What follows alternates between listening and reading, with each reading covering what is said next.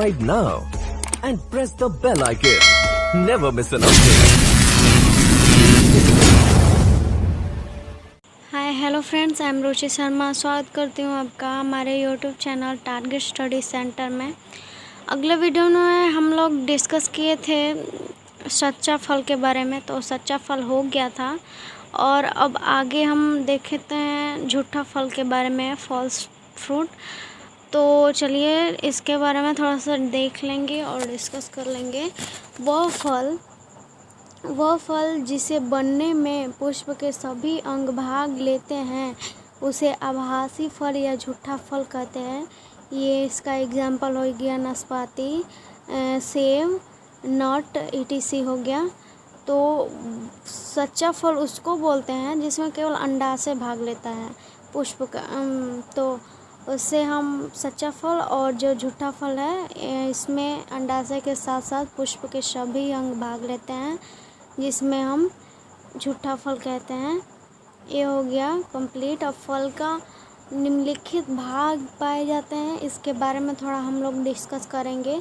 फल में निम्नलिखित भाग पाए जाते हैं। पहला है बाह्य भित्ति, एपिकार्प। फल के बाहरी भाग को एपिकार्प कहते हैं। फल के बाहरी भाग को एपिकार्प कहते हैं। यह संपूर्ण छिलके का भाग होता है जो विटामिन ई से भरपूर होता है। एपिकार्प उसे बोलेंगे जो फल का जो बाहरी आवरण होता है, जो ग्रीन कलर का होता है और वो छिलके का भाग होता है और विटामिन ई उसमें भरपूर पाया जाता है। तो ये हुआ एपिकार्प। आगे चलते हैं मध्य फल भित्ति। मध्य फल भित्ति मेसोकार्प। फल के मध्य वाले भाग को मेसोकार्प कहते हैं। यह गुद्देदार तथा रसदार होता है, जिसे मेसोकार्प कहते हैं। और यह बीज के चारों ओर बाहरी भाग होता है, जिसे हम बीज चोल भी कहते हैं। मेसोकार्प जो है गुद्देदार और रसदार भी होता है और यह बीज के चारों ओर का आवरण भी होता है, जिसे हम बीज चोल के नाम से भी जानते हैं। तो इसका उदाहरण हो जाएगा अमरूद, केला etc इत्यादि हो जाएगा। तो आगे बढ़ते हैं। तीसरा है फल का भाग अंतःफल भित्ति, ओ एंडोकार्प से बोलेंगे। तो फल के भीतरी भाग को एंडोकार्प कहते हैं। यह पतला या झिल्लीदार होता है, जैसे कि नारियल के अंदर होता है पतला और झिल्लीदार, और इसे एंडोकार्प कहेंगे, जो कि एकदम पतला होता है और फल के अंदर होता है, झिल्लीदार होता है। तो ये हो गया हमारा फल और फल के भाग। तो आगे हम लोग डिस्कस करने वाले हैं अगला टॉपिक बध्यता के बारे में। बध्यता वह प्रक्रिया है जिसमें पुष्प के पराग कणों को चिमटी की सहायता से काटकर हटा दिया जाता है तथा कृत्रिम विधि द्वारा निषेचन कराया जाता है। इस विधि को विपुंसन भी कहा जाता है। इस प्रक्रिया के दौरान बृहत गुण वाले या ऐच्छिक गुण वाले फलों की प्राप्ति की जाती है। ये अत्यंत बड़े, चिकने व स्वादिष्ट होते हैं। इसमें पोषक तत्वों की कमी होती है। तो इसका उदाहरण हो जाएगा सेब, अनार, पपीता। इसको एक बार और देख लेंगे कि बध्यता है क्या। बध्यता वह प्रक्रिया है जिसमें पुष्प के पराग कणों को चिमटी की सहायता से काटकर हटा दिया जाता है तथा कृत्रिम विधि द्वारा निषेचन कराया जाता है। इस विधि को विपुंसन भी कहा जाता है। विपुंसन के दौरान ऐच्छिक गुण वाले फलों की प्राप्ति होती है या की जाती है। ये अत्यंत चिकने व स्वादिष्ट फल होते हैं। इसमें पोषक तत्वों की कमी होती है। आर्टिफिशियल विधि द्वारा इसका निर्माण किया जाता है। तो इसका उदाहरण में हो जाएगा सेब, अनार, पपीता etc इत्यादि हो जाएगा। तो ये हो गया हमारा बध्यता के बारे में। और आगे बढ़ते हैं। अगला क्वेश्चन हमारा है जो है परागकण भित्ति रचना में टैपिटम की भूमिका क्या व्याख्या करें। जो परागकण भित्ति है उसमें टेपिटम होता है और टेपिटम का मतलब क्या भूमिका है उसमें, उसके बारे में थोड़ा सा डिस्कस करेंगे यहाँ पे।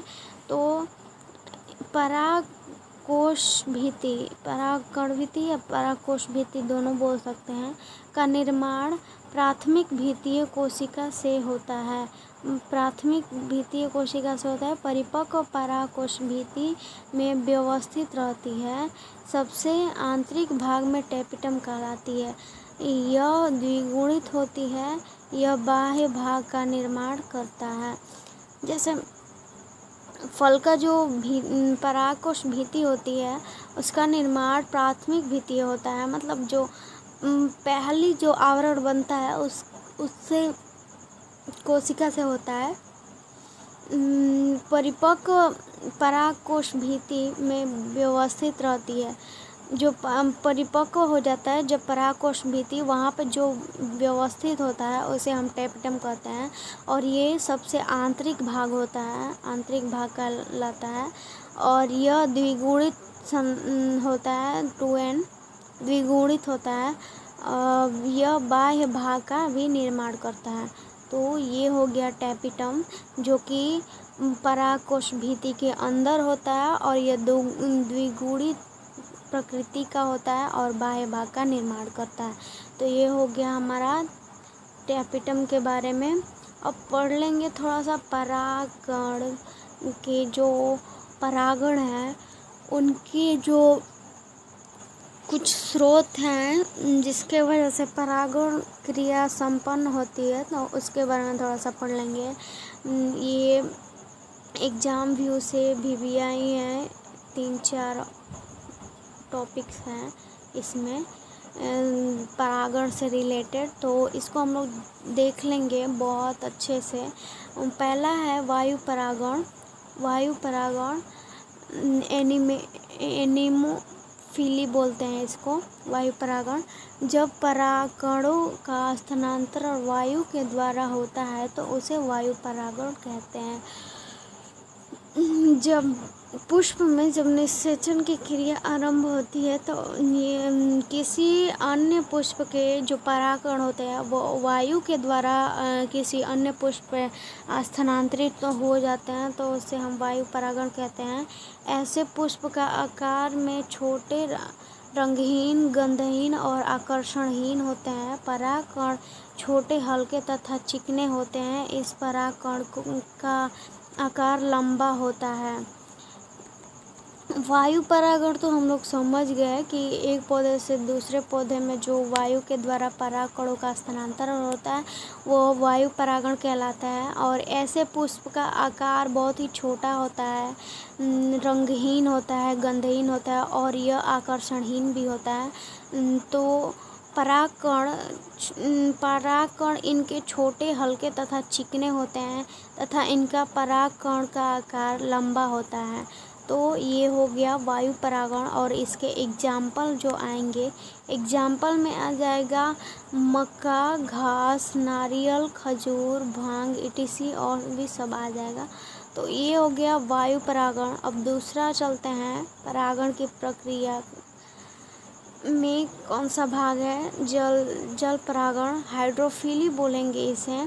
जब परागकणों का स्थानांतरण जल के द्वारा होता है तो उसे हाइड्रोफिली कहते हैं। इसके पुष्प भी छोटे, रंगहीन तथा गंधहीन होते हैं। इसमें मकरंद का अभाव होता है, मतलब मकरंद नहीं होता है। इसके वर्तिकाग्र रोम युक्त होते हैं।